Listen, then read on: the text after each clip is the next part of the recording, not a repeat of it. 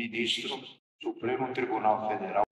E ele, antes de se casar, o casadinho de novo, o senhor falou com ele dentro da congregação o que ia acontecer com ele. E nós o recebemos no salão lá em cima, e ele contou para nós. Agora nos vem avante, e a mocidade, então, ele é evangélico. Está congregando com nós. Sua esposa, nossa irmã, a sobrinha dele, que é a vovó, está aqui também a nossa irmã, da Honra da Piedade. Os filhos dele estão aqui, a filha, e está também os irmãos dele, que faz parte do trabalho dele lá nos gabinetes. De maneira que, então, vamos pedir a ele, se ele sentir, com todo o respeito, ele se levantar e contar o que Deus fez com ele. Ele falou, se os irmãos me derem liberdade. Olha a humildade do ministro. Venha o irmão, ele ainda não é batizado, mas nós chamamos ele de irmão, porque ele é irmão e pronto. Nós não vamos perder, irmão. E é o nosso irmão André Mendonça.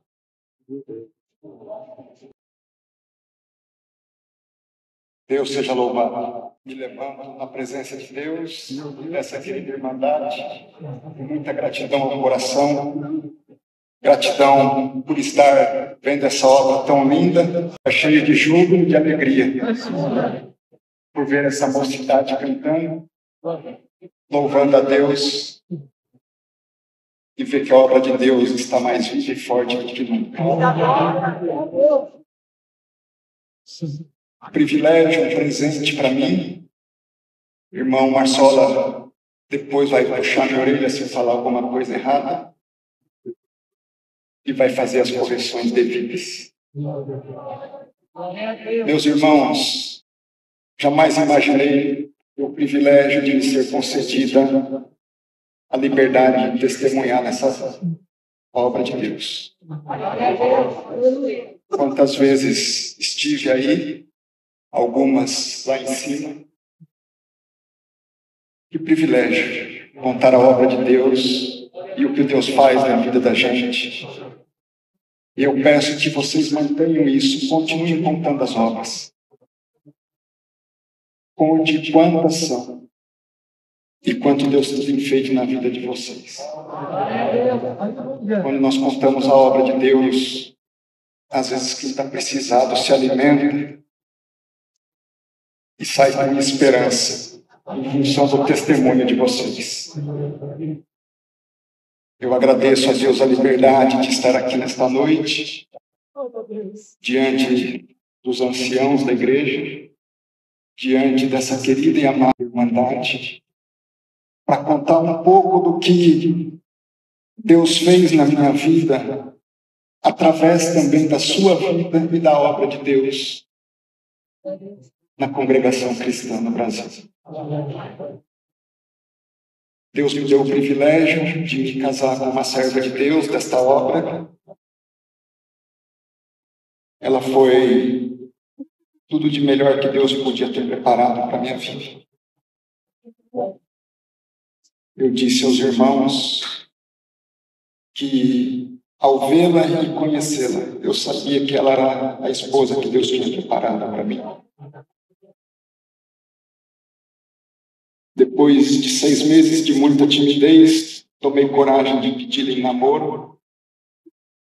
E, sabendo ela que eu era da igreja presbiteriana, a primeira coisa que ela disse antes de responder é: saiba você que, se eu aceitar, tem uma condição. A condição é você entender que jamais eu vou abandonar a graça de servir a Deus na congregação. Só depois disso eu pude dar o primeiro beijo. E ela tem sido uma bênção na minha vida.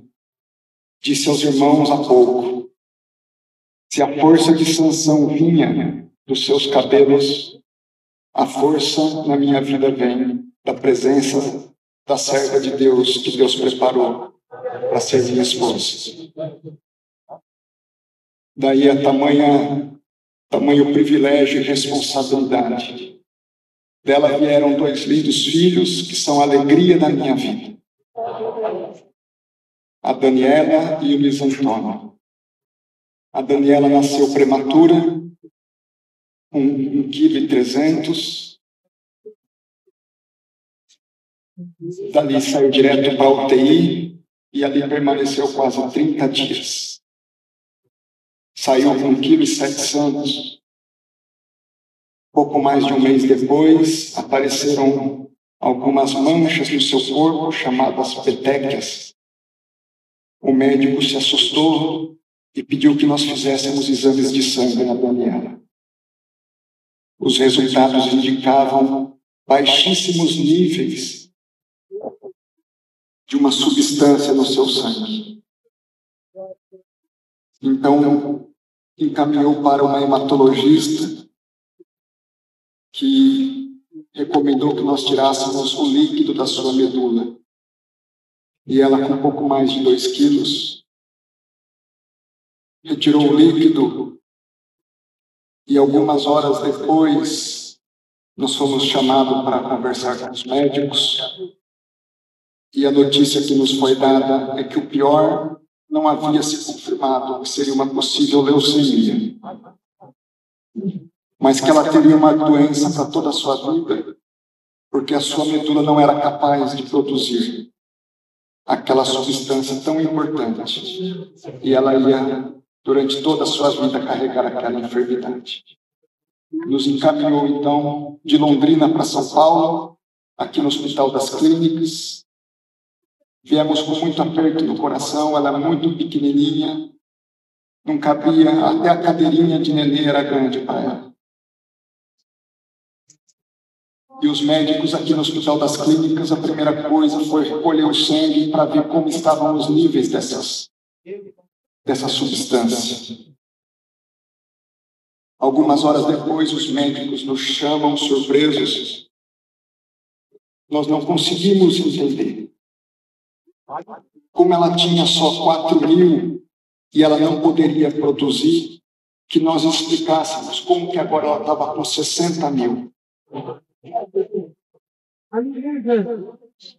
Então os médicos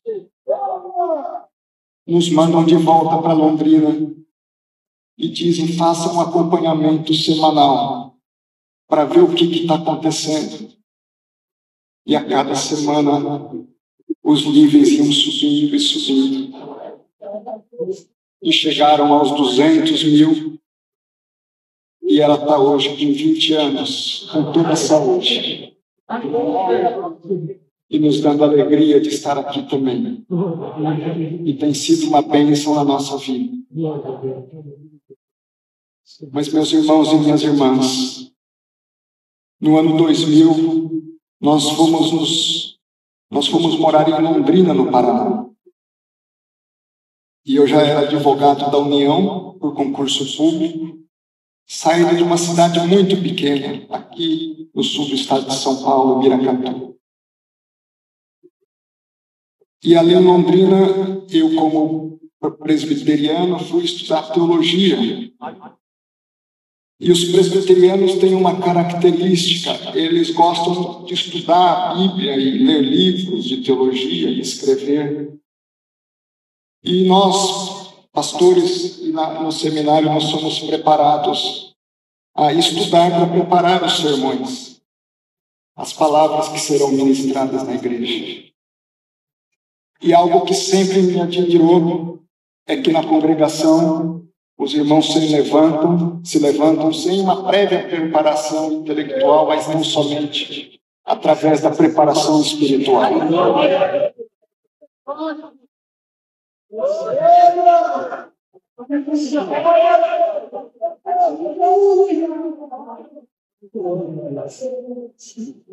E eu ficava e fico, sempre fiquei e fico, e continuarei ficando admirado com essa obra. Mas acompanhando minha esposa ali em Londrina, na Vila Casone, quase todos os sábados, eu gostava, como muitos jovens, de me assentar lá na galeria, lá no fundo. E a igreja ali de Londrina é muito grande, não tão grande como aqui, mas também muito grande. E quem está aqui na frente vê as pessoas, mas não sabe quem está lá. Muito menos identifica alguém que não é daquela comum. E eu estava ali assistindo o culto e ouvindo a palavra, e o irmão que pregava uma palavra muito bonita, mas ao mesmo tempo que me intrigou bastante. Porque sem a preparação, ele começou a citar vários versículos da Bíblia.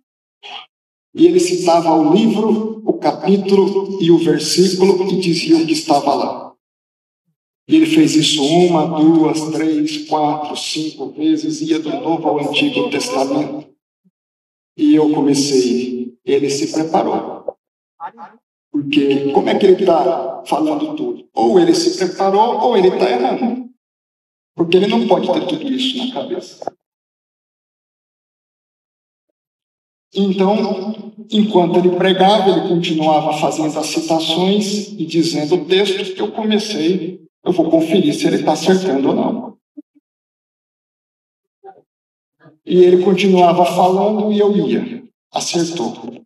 Eu ia, ele acertou. Eu ia, ele acertou. Eu ia, e ele acertou.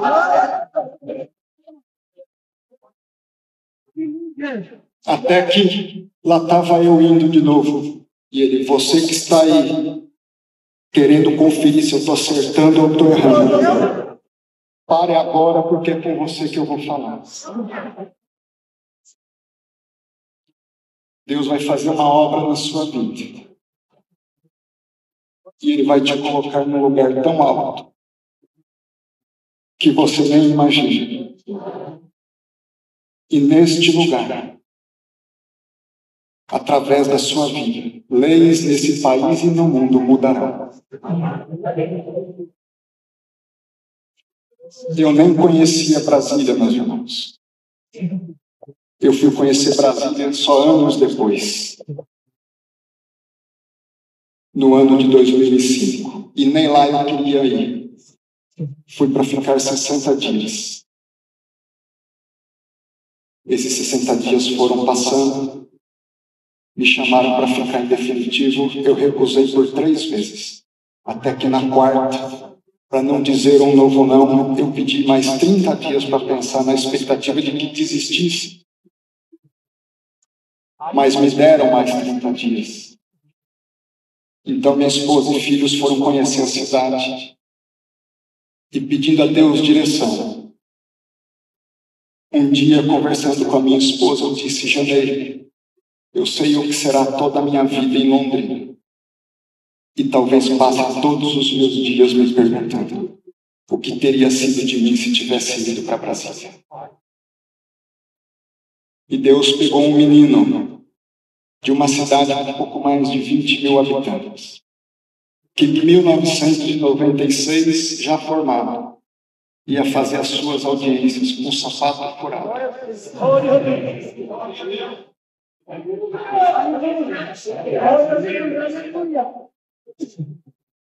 Deu a ele uma serva, que é motivo de bênção para a sua vida.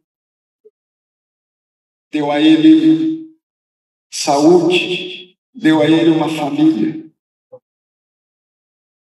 deu a ele a esperança de ver aquela obra. E até eu ser aprovado no Senado Federal, eu nunca tinha contado isso à minha esposa. Eu só contei essa palavra que eu tinha ouvido lá na Vila Casosa, depois de Deus confirmar a promessa que Ele havia feito através de um servo de Deus na congregação cristã no Brasil. Meus irmãos e minhas irmãs, me permitam chamá-los assim. Glória a Deus.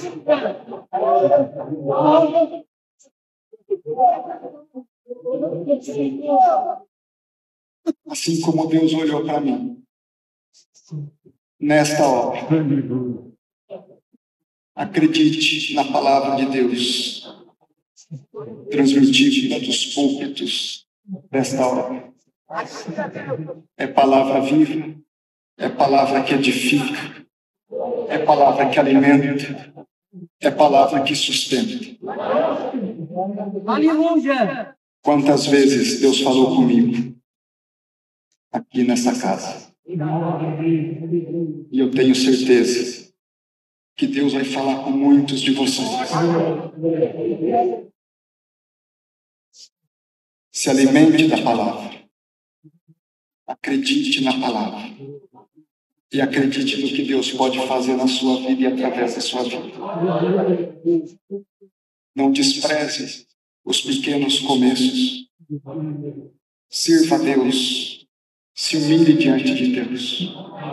Não busque a glória, os cargos, as posições. Dentro da obra de Deus ou fora da obra de Deus. Põe o seu coração somente em servir a Deus. Porque todas as demais coisas vos serão acrescentadas. Amém, Senhor. Glória a Deus! Aleluia! Glória a Jesus. Irmão Marsola, Deus continua buscando adoradores que o adorem em espírito e em verdade. Você quer grandes coisas? Busque as pequenas. Você quer estar de pé diante dos homens? Se ajoelhe diante de Deus.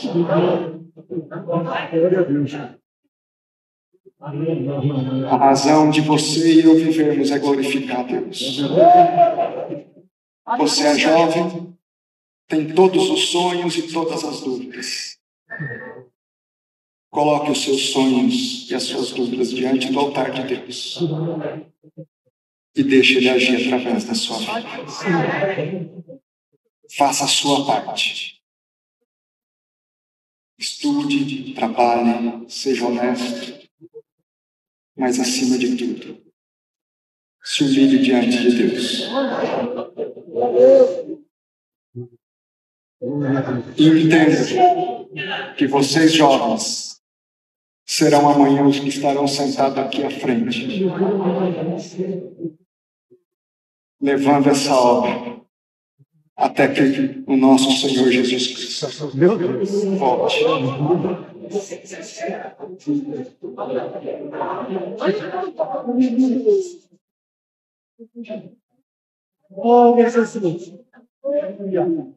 Honre os mais velhos.